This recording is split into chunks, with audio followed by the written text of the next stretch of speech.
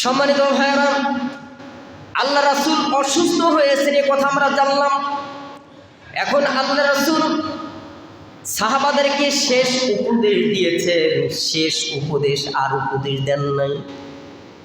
আল্লাহ রাসূল কঠিন থেকে কঠিনতর অসুস্থ অবস্থায় থাকা অবস্থায়ও আল্লাহ রাসূল আমাদেরকে বলেন নাই, সাহাবাদেরকে বলেন নাই, উম্মতদেরকে বলেন নাই।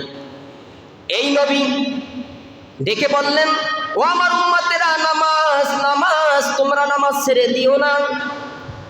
আল্লাহ রাসূল আরো বললেন, আল্লাহ রাসূল বললেন যে তোমাদের মধ্যে অধিকারভুক্ত, তোমাদের মধ্যে যারা অধিকারভুক্ত অর্থাৎ দাস দাসী যারা আছে তাদের ব্যাপারে আল্লাহ তাআলাকে ভয় করো। দাস দাসী যাদের আছে তাদের ব্যাপারে আল্লাহ তাআলাকে ভয় করো। তারা যদি একটু আল্লাহর কাছে প্রার্থনা করে, বান্দা তোমার উপায় নাই, যেহেতু তুমি তোমার আন্ডারে তারা চলে। এই মনিব যারা মালিক কর্মচারীদের সাথে যদি ভালো আচরণ করে, এই কর্মচারী যদি আল্লাহর কাছে দোয়া করে, আল্লাহ তাআলা সঙ্গে সঙ্গে কবুল করেন। আর এই কর্মচারী যদি একটু ব্যথা পেয়ে আল্লাহর কাছে হাত উত্তোলন করে, বান্দা তোমার খবর আছে, তুমি যে পার পাবা অসম্ভব, যে দাস দাসীদের ব্যাপারে তোমরা ব্যভিচার করবে না, তাদের সাথে ভালো আচরণ করবে। ভাইয়ের আমার, বন্ধুরা আমার, আল্লাহ রাসূল আরো ডেকে বললেন, ও আমার উম্মতেরা, তোমাদের মাঝে আমি দুটো জিনিস রেখে যাচ্ছি। এই দুটো জিনিস তোমরা যদি মজবুত করে ধরতে পারো, আঁকড়ে ধরতে পারো, তবে তোমরা কখনই পথভ্রষ্ট হবে না। সুবহানাল্লাহ।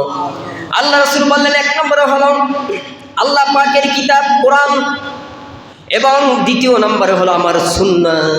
কোরআন এবং সুন্নাহ অনুযায়ী যদি তোমার পারিবারিক জীবন থেকে রাষ্ট্র জীবন পর্যন্ত রাষ্ট্র পরিচালনা করো, দুনিয়ার মধ্যে কোনো অরাজকতা থাকবে না, ঠিক কিনা? আমার পরিবার থেকে শুরু করে যদি কোরআন হাদিস অনুযায়ী যদি আমার সংসার পরিচালনা করি, আমার সংসার, আমার সমাজ, আমার রাষ্ট্র এভাবে যদি কোরআন হাদিস দিয়ে যদি পরিচালনা করা হয়, তবে কি তোমরা পথ হারা হবে না, পথভ্রষ্ট হবে না। কার কথা? রাসূলের কথা। জিনিস কয়টা?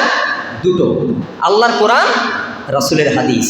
এই দুটো জিনিস তোমরা মজবুত করে ধরবে, আঁকড়ে ধরবে, তোমরা পথভ্রষ্ট হবে না। সুবহানাল্লাহ।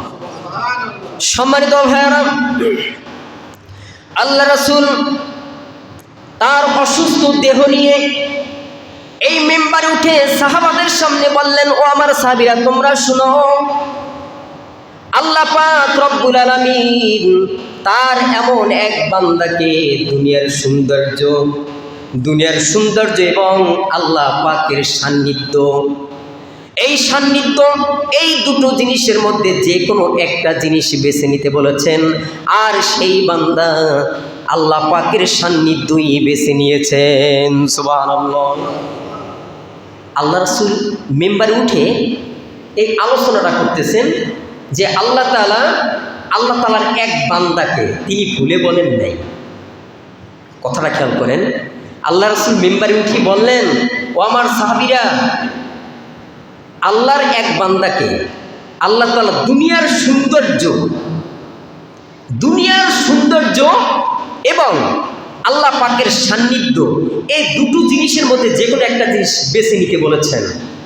আর সেই আল্লাহ পাকের বান্দা তিনি আল্লাহ পাকের সান্নিধ্যই বেছে নিয়েছেন। সুবহানাল্লাহ। ভাইয়েরা আমার, যখন সাহাবীদের সামনে বললেন, তখন হযরত আবু বকর সিদ্দিক রাদিয়াল্লাহু তাআলা আনহু তিনি বুঝতে পেরেছেন সেই ব্যক্তি রাসূল ছাড়া আর কেউ নন। আল্লাহ রাসূল যদি পাহাড় চাইতেন, পাহাড়কে স্বর্ণে পরিণত করে দাও, আল্লাহর কাছে যদি প্রার্থনা করতেন, আল্লাহ দিয়ে দিতেন। দুনিয়ার নাজ নেয়ামত যত আছে, সাজসজ্জা যা কিছু আছে, আল্লাহ রাসূল যদি চাইতো সব দিয়ে দিত। এই জন্য আল্লাহ রাসূল বললেন যে দুনিয়ার সৌন্দর্য এবং আল্লাহ তাআলার সান্নিধ্য, এই দুটো জিনিসের মধ্যে যে কোনো একটা জিনিস বেছে নিতে হবে। আর সেই বান্দা আল্লাহ পাকের সান্নিধ্যই বেছে নিয়েছেন। সুবহানাল্লাহ। হযরত আবু বকর তিনি বুঝতে পেরেছেন এ তো নবী ছাড়া আর কেউ নন। তখন হযরত আবু বকর সিদ্দিক রাদিয়াল্লাহু তাআলা আনহু কেঁদে ফেললেন। নবীর পিছনে আমরা নামাজ আদায় করেছি, ইক্তিদা করেছি, নবী চলে যাবে, নবীর পিছনে আর আমরা ইক্তিদা করতে পারবো না, আমাদের মনে কষ্ট। সেই নবীর পদঙ্ক অনুকরণ আমাদের করতে হবে কিনা বলেন? নবী চলে গেল, নবীর হাদিস, নবীর আদর্শ আমাদের মাঝে বিদ্যমান। এই নবীর আদর্শ আমাদের সকলের মধ্যে আল্লাহ পাক রব্বুল আলামিন যেন মওজুদ করে দেন। চিল্লায় বলুন সুবহানাল্লাহ।